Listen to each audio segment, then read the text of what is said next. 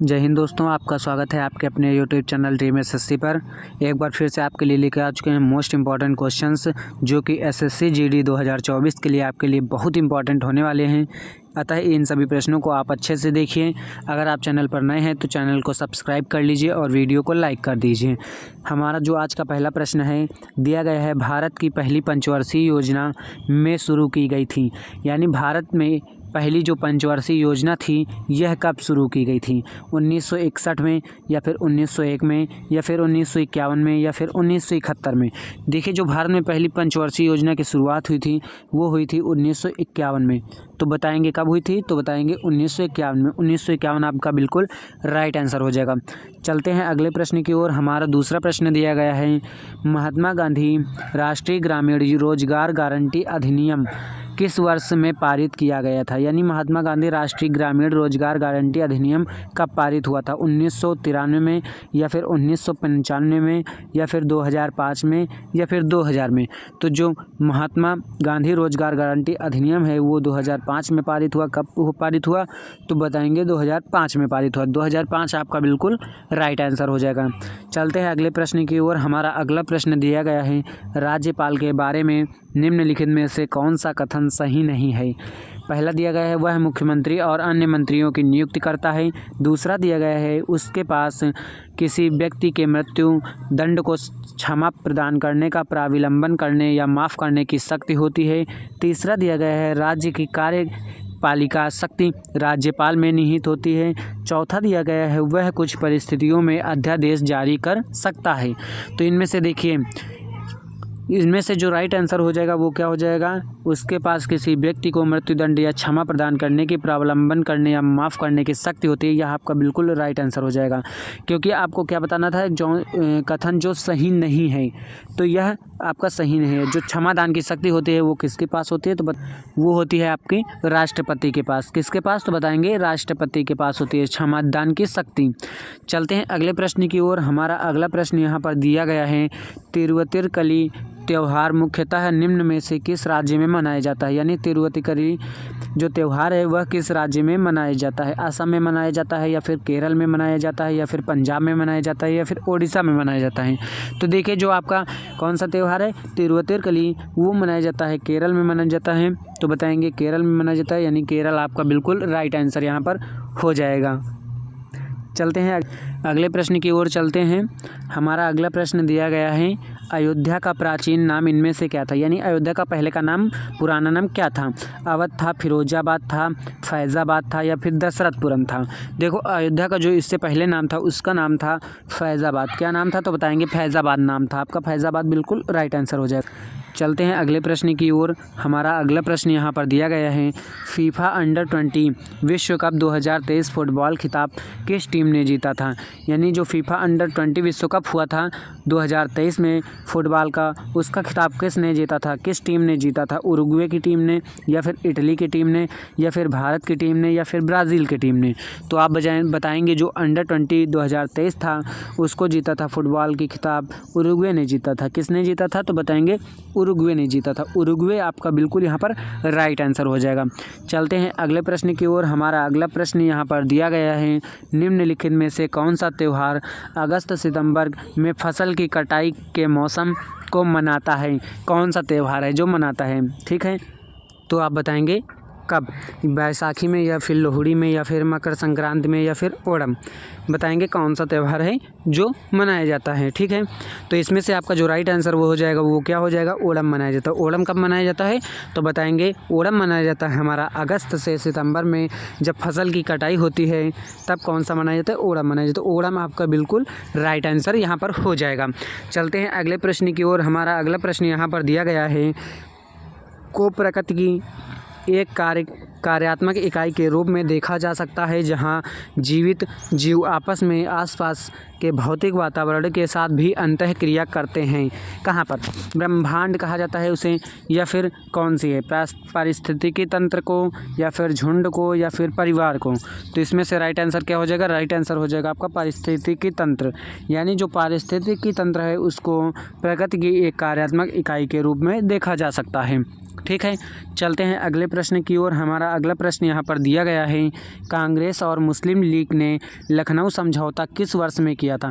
यानी कांग्रेस और मुस्लिम लीग थी जो उसका जो समझौता हुआ था लखनऊ में वो कब किया गया था, 1916 में या फिर 1914 में या फिर 1910 में या फिर 1912 में।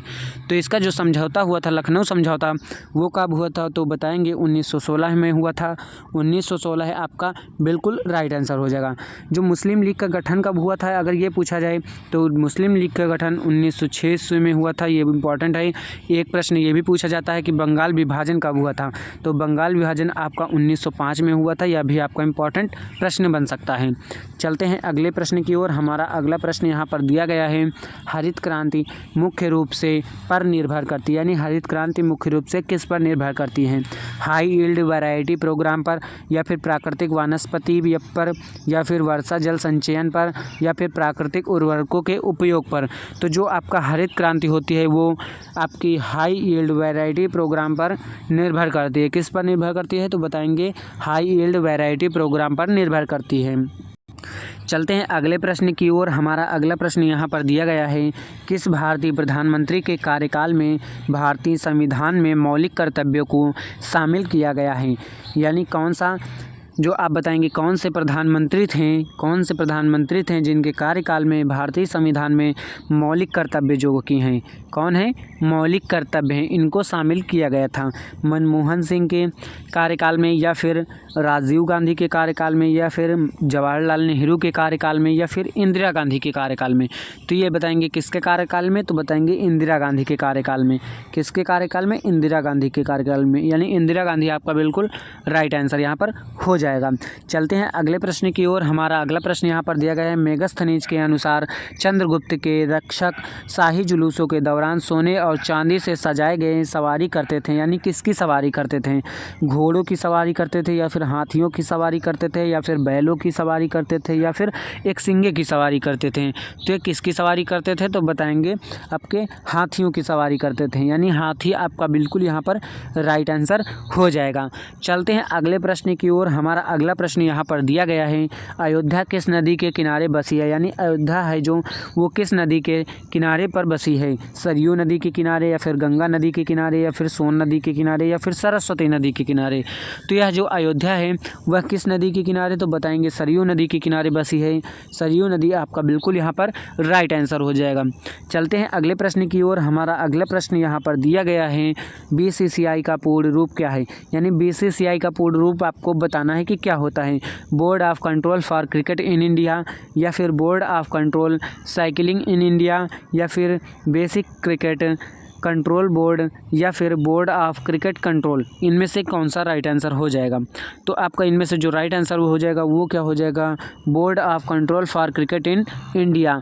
जो BCCI का पूर्ण रूप होता है यानी फुल फॉर्म होता है वो क्या होता है, वो होता है board of control for cricket in India होता है। ठीक है, चलते हैं अगले प्रश्न की ओर। हमारा अगला प्रश्न यहाँ पर दिया गया है, synthetic fibre, synthetic rubber, plastic, high stuff drugs और फार्मास्यूटिकल्स के निर्माण के लिए किसका उपयोग किया जाता है। इन सब के लिए किसका उपयोग किया जाता है ये आपको बताना है। प्राकृतिक गैस का उपयोग किया जाता है या फिर कोयले का उपयोग किया जाता है या फिर गन्ने का उपयोग किया जाता है या फिर पेट्रो रसायन का उपयोग किया जाता है। तो इनमें से किसका उपयोग किया जाता है, तो बताएंगे पेट्रो रसायन का उपयोग किया जाता है। यानी पेट्रो रसायन आपका बिल्कुल राइट आंसर हो जाएगा। चलते हैं अगले प्रश्न की ओर। हमारा अगला प्रश्न यहाँ पर दिया गया है, नकद आरक्षित अनुपात के अलावा बैंकों को अल्पावधि में नकद रूप में कुछ रिजर्व रखने की भी आवश्यकता होती है, जिसे कहा जाता है, क्या कहा जाता है, राज्य तरलता अनुपात या फिर वैधानिक लाइसेंस अनुपात या फिर वैधानिक तरलता अनुपात या फिर वैधानिक तरलता रेपो। क्या कहा जाता है, इसका राइट आंसर आप बताएंगे। तो इसको कहा जाता है वैधानिक तरलता अनुपात। क्या कहा जाता है, तो बताएंगे वैधानिक तरलता अनुपात कहा जाता है। यानी ऑप्शन 3 आपका बिल्कुल राइट आंसर हो जाएगा। हमारा अगला प्रश्न यहाँ पर दिया गया है, निम्नलिखित में से कौन सी एक अवसादी चट्टान नहीं है।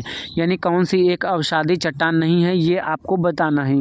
मृतिका नहीं है या फिर सैल नहीं है या फिर बलुआ पत्थर नहीं है या फिर ग्रेनाइट नहीं है।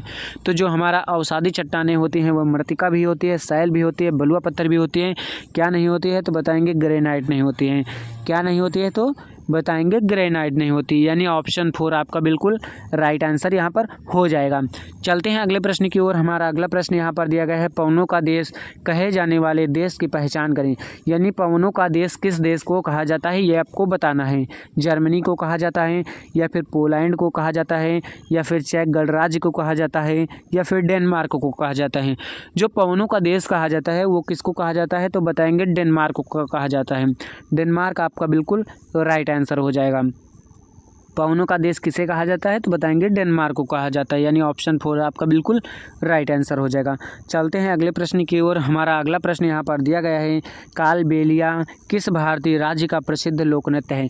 यानी कालबेलिया जो त्यौहार है ये किस लोक नृत्य है जो वो किस राज्य का है, बिहार का है, या फिर उड़ीसा का है, या फिर पश्चिम बंगाल का है, या फिर राजस्थान का है।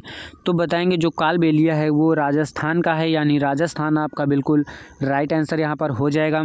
चलते हैं अगले प्रश्न की ओर। हमारा अगला प्रश्न दिया गया है, आईसीसी अंडर-19 विश्व कप में अंडर-19 भारतीय क्रिकेट टीम के कोच कौन थे। यानी कोच का नाम बताना है आईसीसी अंडर-19 विश्व कप में। मोहम्मद कैफ, या फिर ऋषिकेश कनितकर, या फिर अजीत अगरकर, या फिर अनिल कुंबले, कौन थे क्रिकेट के कोच। इसका राइट आंसर आप हमें कमेंट बॉक्स में बताइएगा, और आप यह भी बताइएगा कि 19 में से आपने कितना स्कोर किया है। इसी तरह से अपनी तैयारी को ज़बरदस्त बनाते रहिए ताकि आपका सिलेक्शन इसी जो फरवरी में एग्ज़ाम होने वाले हैं 2024 में इसी में हो जाए। ठीक है, चलते मिलते हैं नेक्स्ट वीडियो में। इस वीडियो में इतना ही। और हाँ, अगर अभी तक आपने इस चैनल को सब्सक्राइब नहीं किया है तो सब्सक्राइब कर लीजिए।